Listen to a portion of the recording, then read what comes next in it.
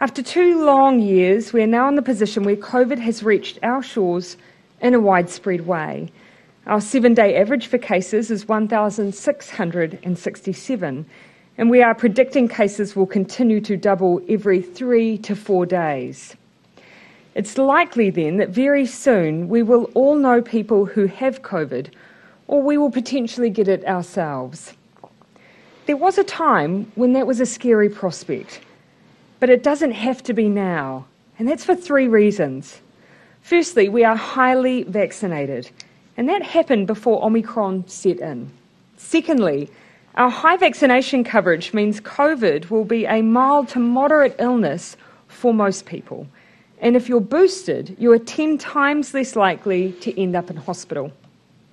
Thirdly, even though for some people COVID will still be more severe, we're using public health measures like masks, gathering limits, and vaccine passes to slow down the spread, to ensure there is a hospital bed for everyone who needs it. So far, that plan is working. We have 46 cases per 100,000 people compared to 367 in New South Wales and 664 in Victoria at the same point in the outbreak. Our hospitalisations, too, are well below Australian states at a similar time. That all means that our healthcare system can continue to keep people safe. So, if someone has a heart attack tonight, the ambulance will arrive and take them to a hospital with a free bed. And that is thanks to everyone who has stayed the course, despite it being so incredibly hard at times. But what comes next? Our primary goal is to manage COVID with as few restrictions on our daily lives as possible, to keep people feeling confident and safe, and to accelerate our economic recovery. As always, what that means in terms of changing restrictions isn't an easy question to answer in an often unpredictable pandemic. But by looking at what is happening overseas, we can begin to look to the future. Firstly, we know our wave of cases is likely to hit a peak in roughly mid to late March, only 3 to 6 weeks away. At that point, if we follow the pattern of other countries, we'll likely see a rapid decline followed by cases stabilising at a lower level. That is the point when we can start to do things differently. First, the traffic light system will change. The COVID protection framework is built to keep our hospitals and wider health system running. Once we come out the other side of the peak, it will be clearer that we've reached our high point and that we have managed it, that our hospitals have managed, and we can begin to ease the public health measures that did their job in slowing the wave down. And so we'll be able to look at moving through the traffic lights, easing off the gathering limits, for instance.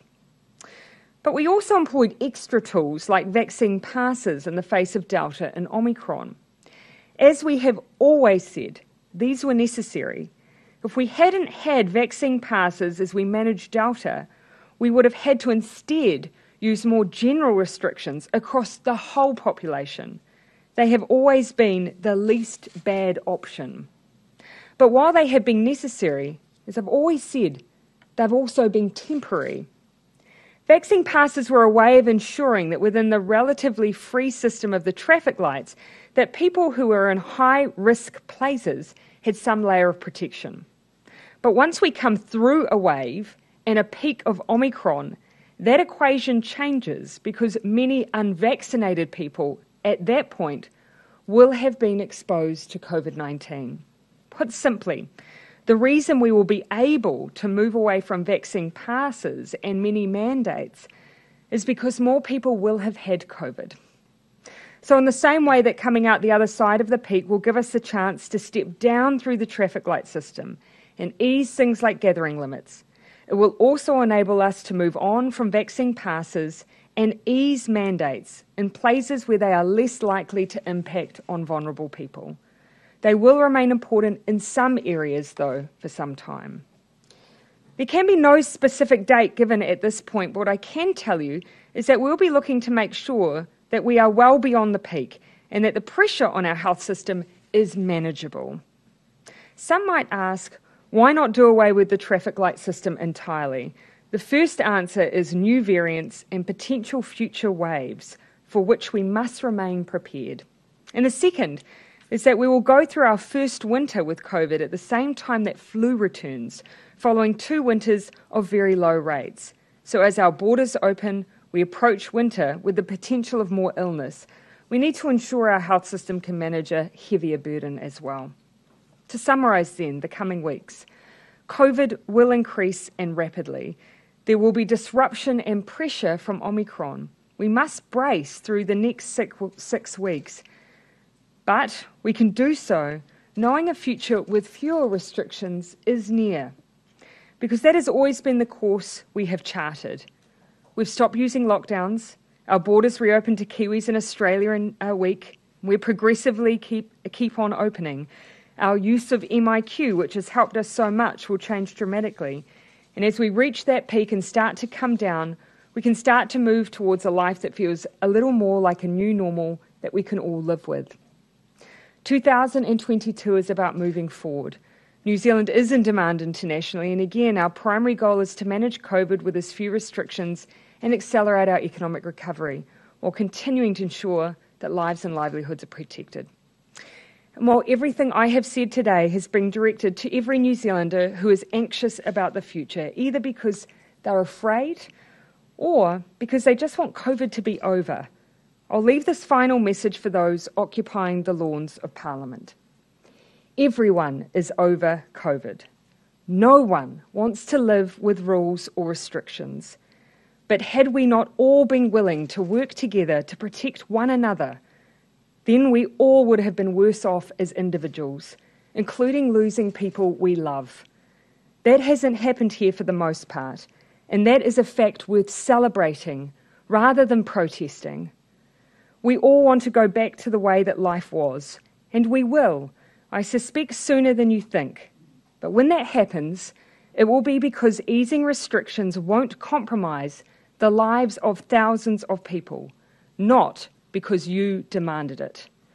Now is not the time to dismantle our hard work and preparation, to remove our armour just as the battle begins. Well, when it comes to the enforcement of the law, there is absolute clarity that that is a decision for the police, and that is for very good reason. You've got to have the independence of the police, or people will of course lose faith if you ever have politicians interfering with decisions around charging and arresting citizens. That has to lay with them. Gina. Sorry, do you believe police could have acted sooner then? Yeah, ultimately the thing that will resolve what is occurring out on our forecourt right now and in the centre of Wellington and obstructing business, passers-by, school children, will be protesters leaving. So let's be really clear on where the responsibility now sits for resolving this situation. There will be a time when we'll have the opportunity to cast back and learn from this situation, but right now my message would be a simple one. The protesters have made their point. It is time for them to leave. What I feel is a responsibility to keep New Zealanders safe through this pandemic, but to continue to ease all of the restrictions as it is safe to do so. And we're getting a very clear indication based on what we're seeing internationally on when we believe that will be able to occur. But I can tell you, it's not as you're on the upside of a growing outbreak. It's when you come down that it'll be safe to do that. And look, to the opposition, I would say, we all took as parties a position, rightly so, that none of us would engage with what is ultimately illegal activity outside that borders on and demonstrates bullying and harassment of Wellingtonian. I find their position at the moment quite upsetting to see now they seem to be responding and sympathising with the protesters. I grew up in a police family, and so that is why I feel like I have a real appreciation of the difficult job that police officers do on our behalf day in, day out. No one should have to face having human waste thrown at them while they're just trying to keep people safe. So what I've set out today is based on modelling an overseas experience as a view that in 3 to 6 weeks we'll likely see that peak. And what we'll then be looking for is a clear indication that we are on the other side of it, that hospitalisation rates have normalised, and our health system has demonstrated that it's been able to hold up against that higher caseload. That's when we'll be in a position to then safely start easing both things like gathering limits, but also moving away from things like vaccine passes. We've also been clear that the reason our experts believe that will be safe to do at that point is because so many more people, including, sadly, unvaccinated individuals, will have been exposed to COVID, which means it's a very different scenario than what we have now. I see you didn't mention mandates there. Oh, sorry, yes, mandates for similar reasons. I would just add, though, that the health advice that we're receiving, or the advice that you hear from experts, is still a concern, though, around those really vulnerable communities that are served by the likes of certain parts of our health workforce. So I'll be looking to get more advice on that, but there are other mandates that I believe, yes, we will be in a position to remove at that time. What would be so wrong in you now maybe taking a step back and meeting with at least a delegation of protesters from the front? On the day that protesters have thrown human waste at police, as they have sought to simply bring law and order to Wellington and allow Wellingtonians to move around the city, the suggestion that we would then engage with that kind of behaviour, I just reject.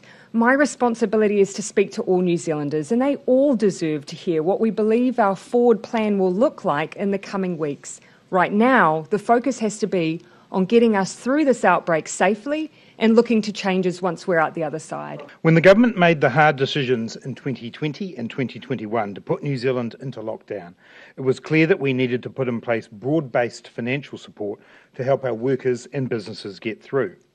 Since the beginning of the pandemic almost 2 years ago, the government has paid out almost $23 billion in support via the wage subsidy scheme, the resurgent support payment, and the small business cash flow loan scheme.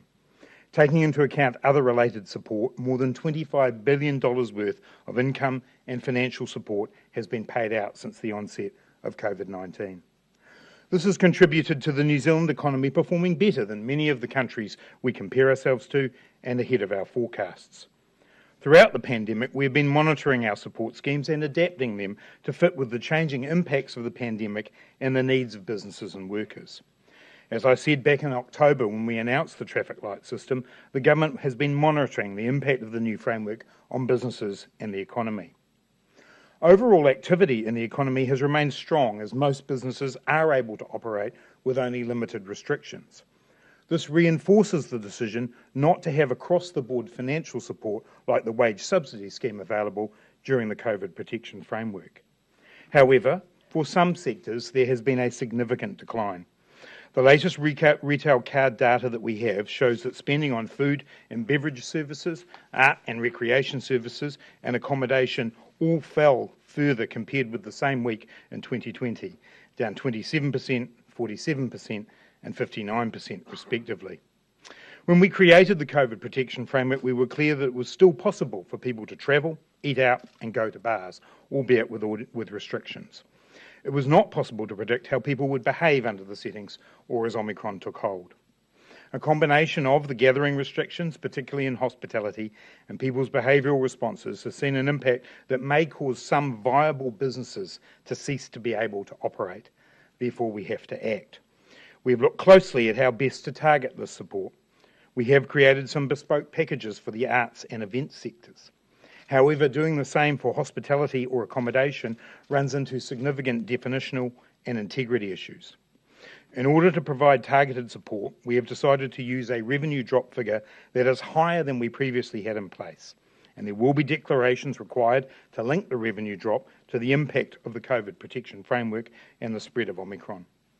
A new payment has been created, the COVID support payment, which is similar to the former resurgent support payment. The COVID support payment will be $4,000 per business plus $400 per full-time employee, capped at 50 FTEs or $24,000. This is the same calculation as we used for the transition support payment just before Christmas. Applications for the first payment will open on the 28th of February, with payments starting from the 1st of March. It will be available on a fortnightly basis for 6 weeks, so 3 payments in total. We believe that this will get people through the worst of the Omicron outbreak, but as I've said, we constantly monitor the situation and we do have the option to extend this if necessary. Like the resurgent support payment, there are criteria. Firms must show a 40% drop in 7 consecutive days within the 6 weeks prior to the shift to phase 2 of the Omicron response on the 15th of February. As before, there will be exceptions for seasonal businesses. The revenue drop test is the most effective way to target support to where it is needed most. It captures the businesses within specific sectors that are the most affected and by proxy targets particular sectors over those less affected. The Treasury estimates that the cost of each payment will be between $160 and $260 million. I'm also announcing today that we are making changes to the Small Business Cash Flow Loan Scheme to increase the amount of funding available to eligible businesses through a new top-up loan. The top-up loan will allow those firms that have already accessed a loan to draw down an additional $10,000 with a new repayment period of 5 years and the first 2 years being interest-free as they are now. Cabinet has also agreed to remove the first 2 years of accrued base interest from all borrowers who have or will take out a loan under the scheme. This change will mean that interest will only start accruing at the beginning of year 3. These changes will come into effect in about 4 weeks. Finally, we are also extending Inland Revenue's flexibility for tax payments to assist firms with cash flow pressures. This means that if a business is struggling to pay its tax in full or on time because of COVID-19, it can pay it off over time simply by setting up an instalment arrangement in their MyIR account. Inland Revenue also has existing discretions for providing financial relief for customers that have been unable to pay their tax on time. I strongly encourage businesses struggling to pay tax because of the impacts of COVID to communicate with Inland Revenue to see if they could delay starting payments to a later date or if any part of their tax could be written off. Inland Revenue can help with GST and provisional tax payments. We have sufficient resources in the COVID response and recovery fund to cover the costs of these announcements.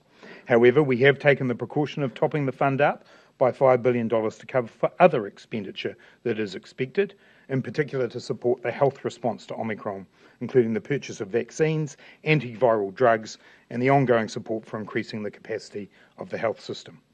As we previously said, the money will only be spent when it is needed. We have the resources to do this because the economy continues to outperform expectations and our levels of debt remain below forecast and relatively low compared to the rest of the world. I want to finish by reiterating something that the Prime Minister has said. We know from the international experience that Omicron cases rise rapidly but then hit a peak after around 4 to 6 weeks, and then they drop off. We also know that consumer demand tends to pick up very quickly. Under our settings of the COVID protection framework, people can continue to go out, shop and travel. And our Reconnecting New Zealand framework will see the borders progressively more open. So my message to the business community is that we are providing temporary support to get through this phase. But there is every reason to be confident that this will pass relatively quickly and businesses will be able to operate normally as they have done for extended periods over the last 2 years.